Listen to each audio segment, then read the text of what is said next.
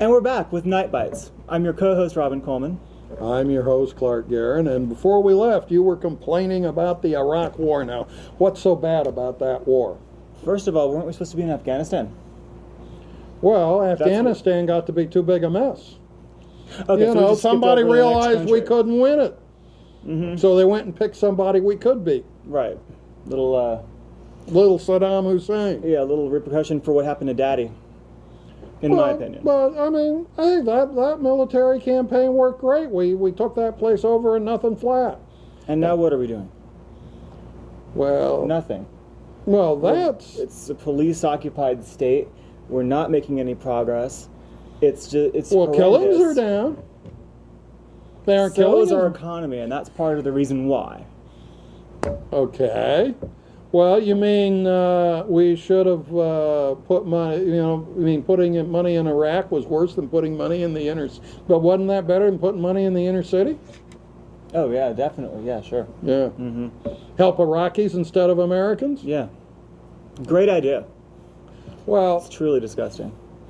Well, the real problem is you can't give people democracy. You have to take it.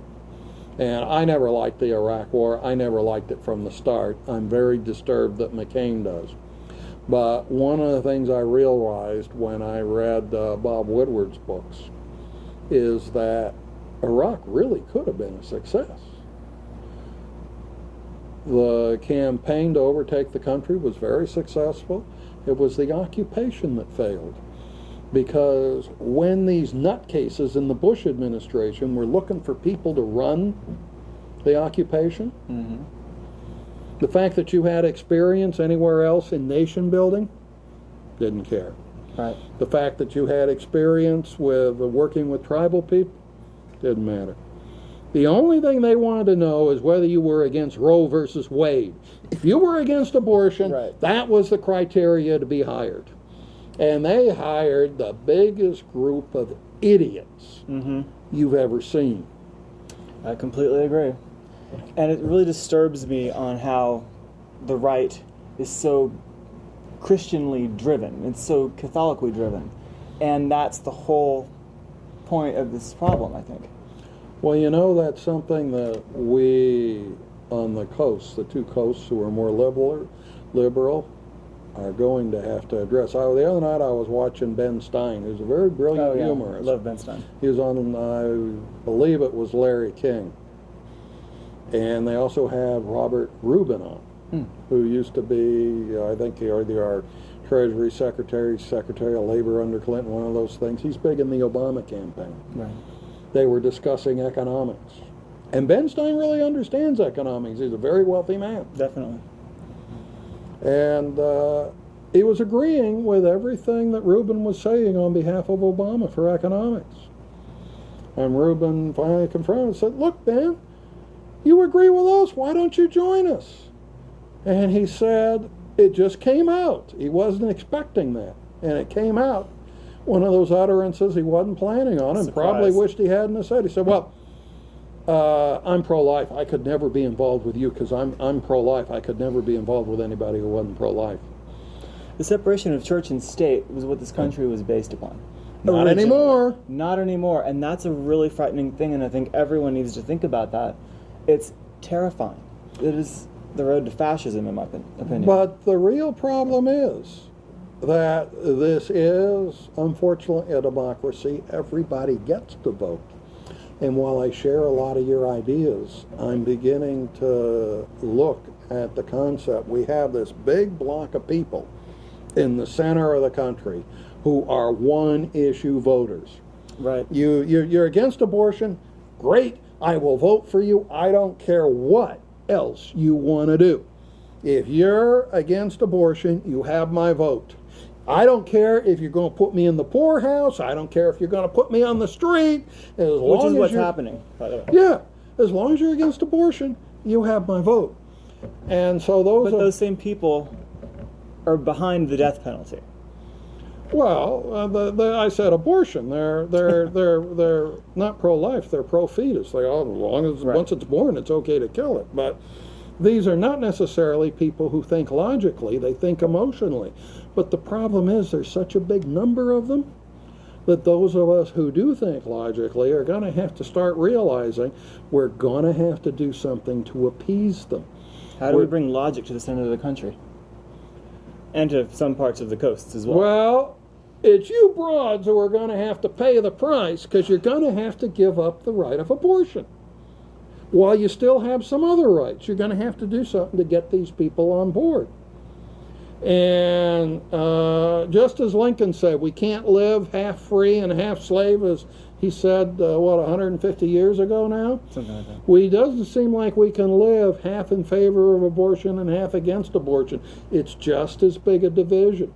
And every time we take away the rights of a human being, we're actually detracting from what our, the fathers of this country actually came here to set up.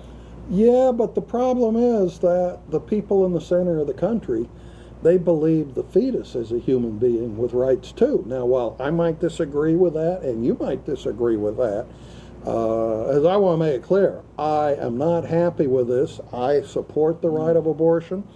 I think that these people are wrong. I think it's a travesty on our Constitution.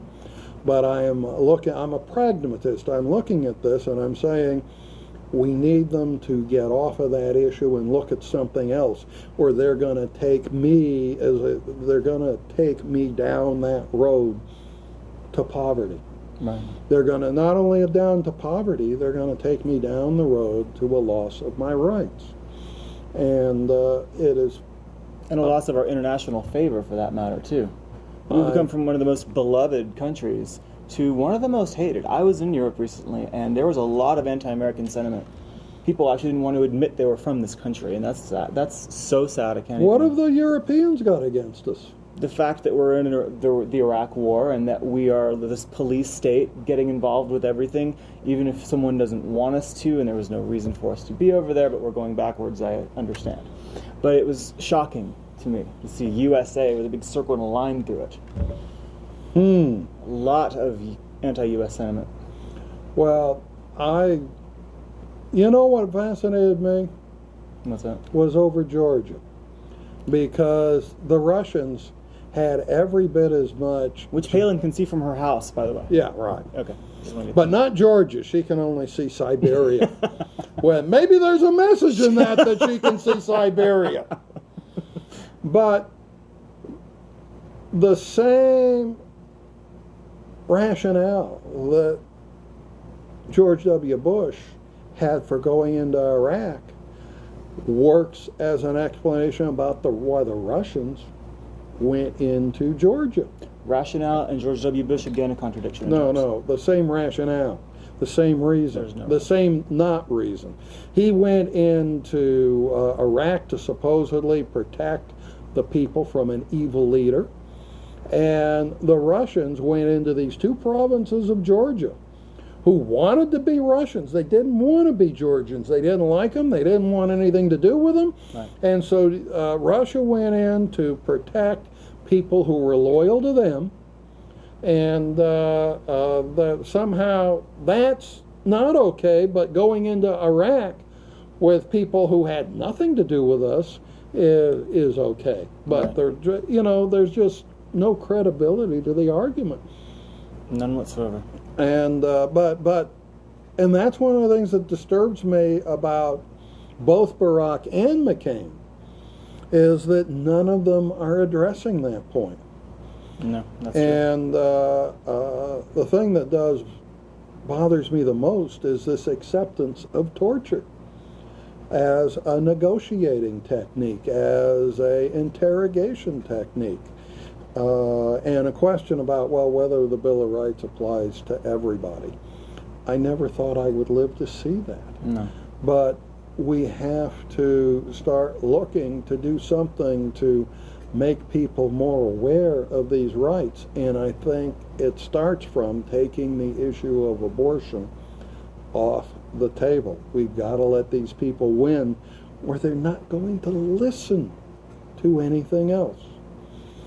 And I hate to say that, but that's what it looks like. We're going to take a break. We'll be right back. Please stay with us.